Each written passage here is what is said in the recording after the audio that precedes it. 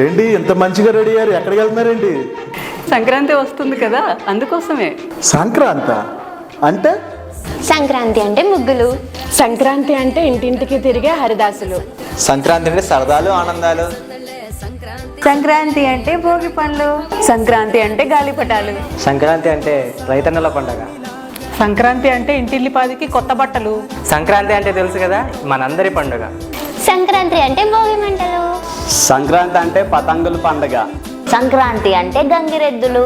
సంక్రాంతి అంటే ఆటలు పాటలు సందడి. సంక్రాంతి అంటే పల్లెదనం పచ్చదనం.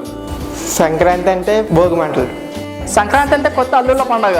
సంక్రాంతి అంటే రుచికరమైన పిండి వంటలు. మీరు చెప్పినట్టు ఇక్కడ అలాగా జరగట్లేదు. సంక్రాంతి అంటే సినిమాలకు వెళ్ళడం, తిరగడం, మస్తుగా తినడం, పడుకోవడం అంతే.